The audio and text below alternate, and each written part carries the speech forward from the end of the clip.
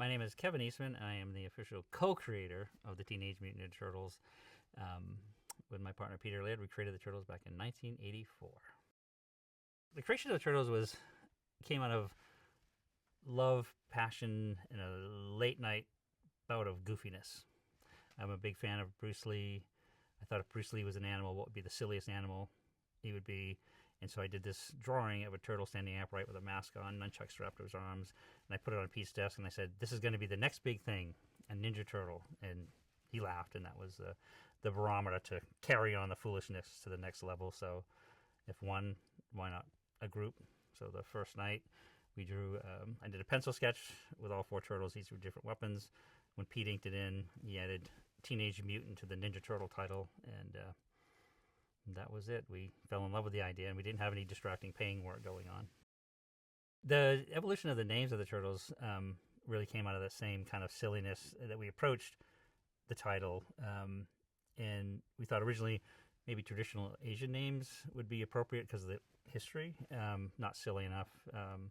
Doug, Bob, Steve, still not silly enough. And in high school, not only being a comic book geek, I was a real art history geek. And I did a mural at high school of my tribute to Leonardo da Vinci.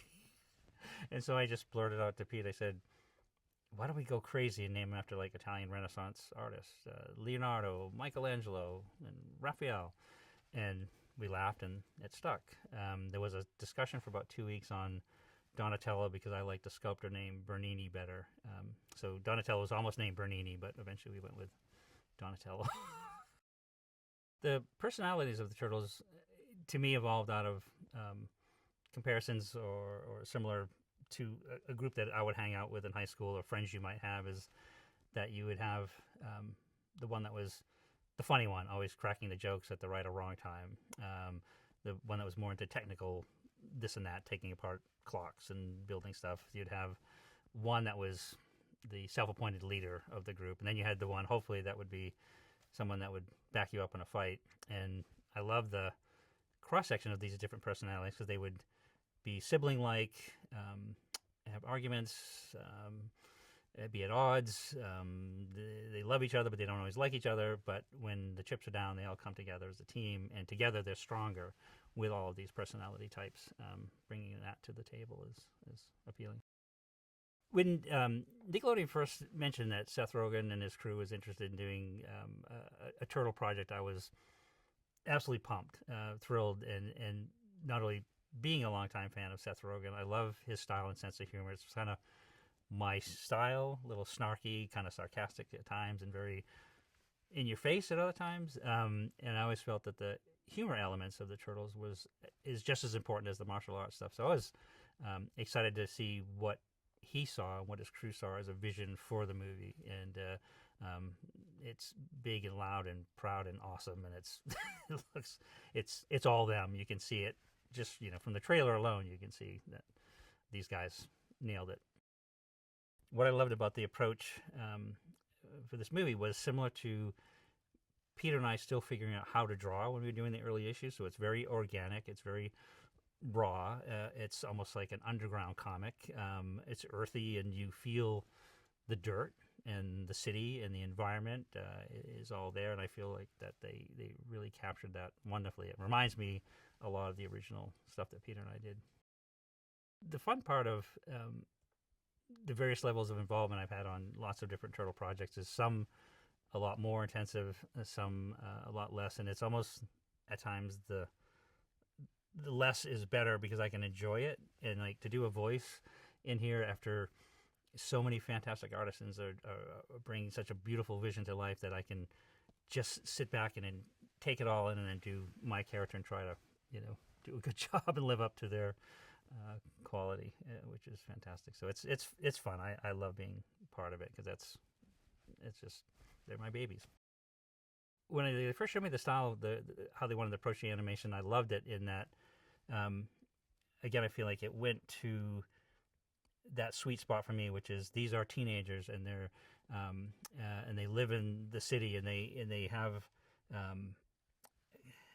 you can feel them. It's like something feels right about it. It doesn't feel forced or manufactured. They're not too overly muscular, or they're not too big or not heroic, or it's just it just captures their essence of four goofy kids. It's like the two goofy kids, Pete and I, that created these things in the first place. It was the style is perfect for this film.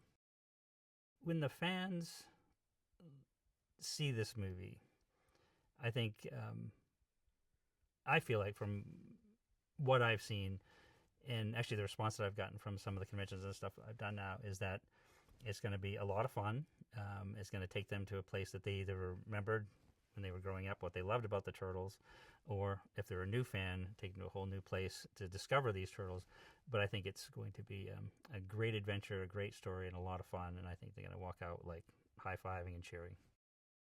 The fans are insanely awesome, to the point of humbling, to be honest. And we've traveled to conventions and promotional events all over the world, and it's from Buenos Aires to Asia to, we were in Russia a couple of years ago, St. Petersburg. We were just in Italy recently, and it's so bizarre that it transcends so many languages and so many cultures, and they get through it. They found something they love about these characters, and it never goes away. I mean, I've been in countries where they can't speak a word of English, but they're so emotional about their love of turtles. They just cry. Men, it's like getting really emotional and just can give you a hug. They say, "Can I just hug you?" And it's like, that's insanely cool. That's overwhelming. And that I use the word humbling a lot, because it is, to go so far away, because it's kind of a iconic, silly American idea, but at the same time, it goes so far beyond that. That's pretty wild, pretty awesome. The moments that are touching to me, there's so many, and it always seems so very pure, and whether it be,